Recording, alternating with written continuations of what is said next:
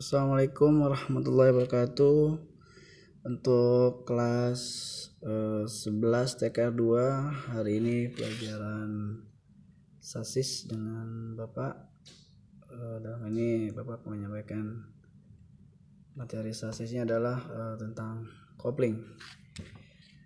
Untuk kopling bisa dilihat juga pada gambar ini adalah bagian dari power transmission route atau rute pemindahan tenaga dari mesin sampai ke roda.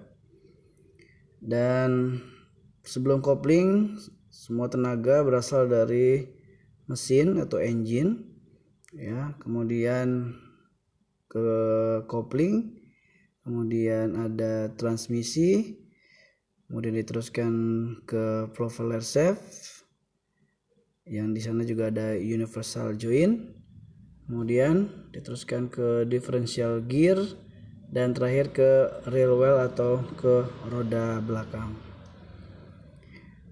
Mekanisme ini disebut juga dengan mekanisme powertrain atau pemindah tenaga, yang dimana ada kopling, transmisi, propeller shaft, differential, dan axle drive shaft.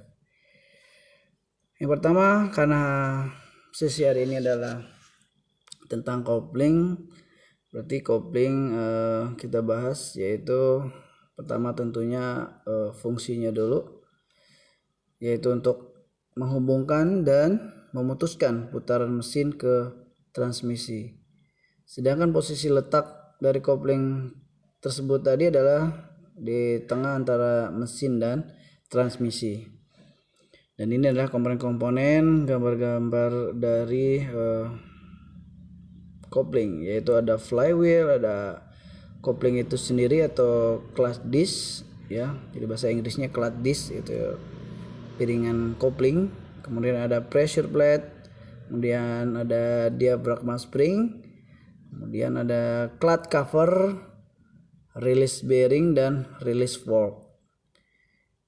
Dan untuk tipe-tipenya, yaitu untuk yang pertama ada di sini adalah kopling tipe coil spring ya.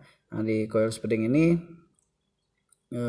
kopling juga diadakan keuntungannya, yaitu adalah penekanannya terhadap plat kopling itu kuat ya. Kemudian kerugiannya, tenaga untuk menekan plat koplingnya berat, dan konstruksinya sedikit agak harganya tuh agak mahal ya itu. Kemudian yang clutch cover yang kedua itu, maaf sebentar ya, ada panggilan.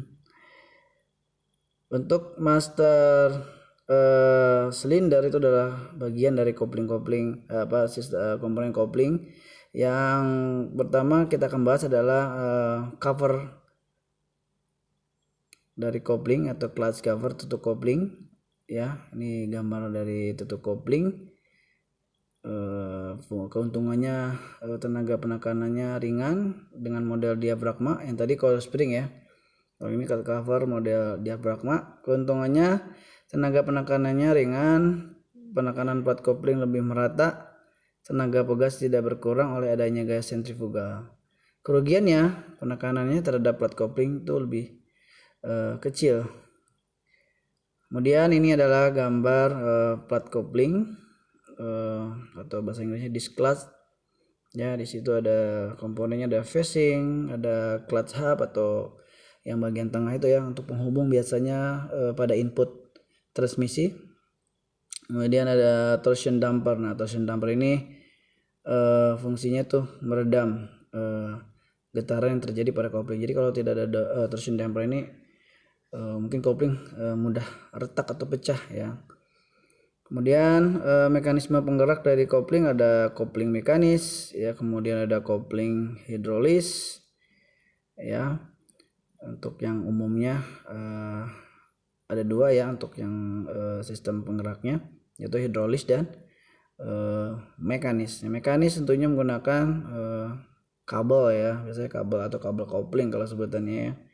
Kemudian untuk yang kopling hidrolis untuk menggunakan cairan atau fluida. Berarti ada pengisian minyak koplingnya. Kemudian kalau kopling jenis hidrolis pasti ada masternya. Nah, ini master silinder ya, artinya tempat menampung minyak ya, minyak kopling. Yang sistem rem hidrolis juga ada ya koplingnya, masternya ya gitu.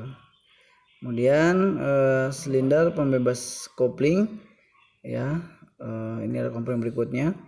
Dan nanti juga sedikit kita bisa bahas nanti jika ada kopling otomatis atau torque converter ya, dalam ini banyak digunakan pada kendaraan transmisi otomatis ya, bersama transmisi otomatis.